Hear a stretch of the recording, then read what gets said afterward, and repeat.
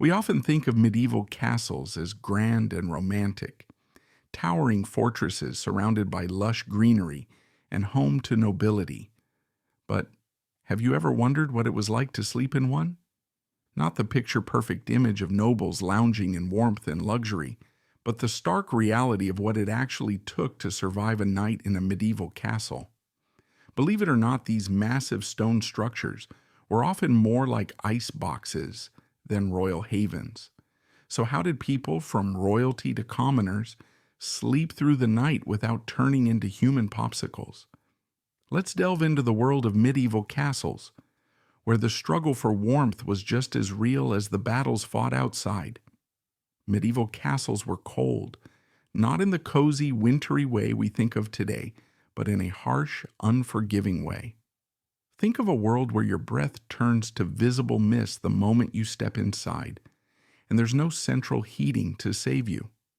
These stone fortresses were designed for defense, not comfort. The thick stone walls were excellent at withstanding attacks, arrows, battering rams, and the like, but they were terrible at keeping heat inside. Once the sun set, the cold seeped in like a silent invader, making the interiors more inhospitable than the chilly outdoors. If you were lucky enough to have a fireplace, it was probably a massive stone hearth, designed to warm the immediate area, but not much more.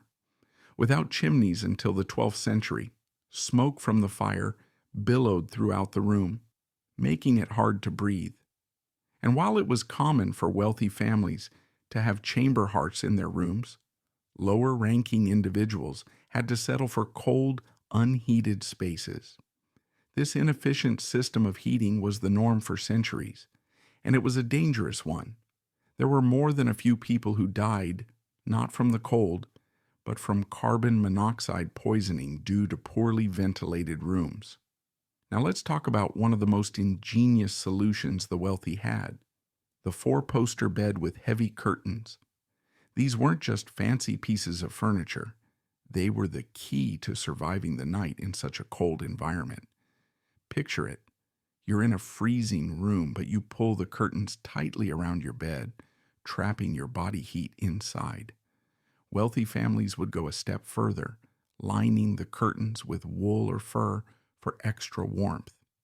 In addition to the curtains, they'd often raise the bed off the cold stone floor to avoid the drafts that slithered along the ground. Beds were often shared too, because warmth was more important than personal space.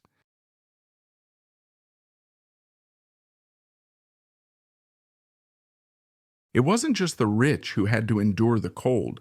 Servants were crucial to ensuring their masters didn't freeze to death. These night servants worked tirelessly to prepare the sleeping quarters before bedtime. They'd light fires, heat stones, and sometimes even boil water to make primitive hot water bottles. The servants didn't rest once their work was done, though. They'd often stay in the room, monitoring the fire and making sure the room stayed as warm as possible through the night. And when their masters stirred in the cold, they were ready to add more logs, bring extra blankets, or perform other duties to ensure the warmth stayed intact. While the wealthy had servants and luxurious bedding, the poor lived in completely different conditions. Servants, squires, and lower-ranking household members slept in unheated rooms, often with nothing more than a thin blanket to protect them from the cold. In some cases, these individuals resorted to sleeping next to livestock, where the warmth from the animals provided at least some comfort. Some of the poorest souls were even relegated to sleeping in the kitchen or basement near the hearth, where there might still be a little residual heat from the daytime. Now let's talk about the unsung heroes of the castle, the night guards. These were the men who stood watch on the cold, windy battlements, braving the harshest conditions without the benefit of a warm bed or even a brazier. The cold was a constant threat to these guards. To stay awake and alert, they would stamp their feet, swing their arms, or huddle close together to conserve heat. Some guards even carried hot stones wrapped in cloth or flasks of spiced wine to stave off the cold, but it was a constant struggle. While it might seem that the wealthy had the upper hand in surviving the cold, the truth was that their rooms were often colder than the servants' quarters.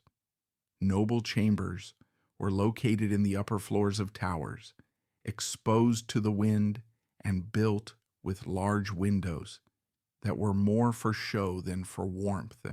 These windows, often lacking glass, let in the bitter chill, making the highborn just as vulnerable to the cold as the lowborn.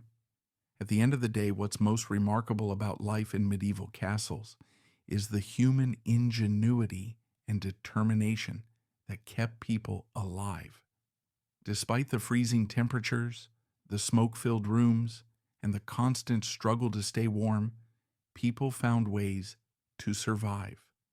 Whether it was through the clever use of bed curtains, the ingenuity of the servants, or the resourcefulness of the guards, people in the medieval era found ways to endure the harshest of conditions. And though they didn't have the luxuries we take for granted today, they did have one thing: the will to survive. So the next time you're bundled up in a cozy bed or cranking up the heat on a cold night, take a moment to reflect on the resourcefulness of those who lived before us. They survived not because they had the comforts of modern life, but because they adapted, relied on each other, and persevered through extreme adversity. Their struggle for warmth is a reminder of the resilience of the human spirit.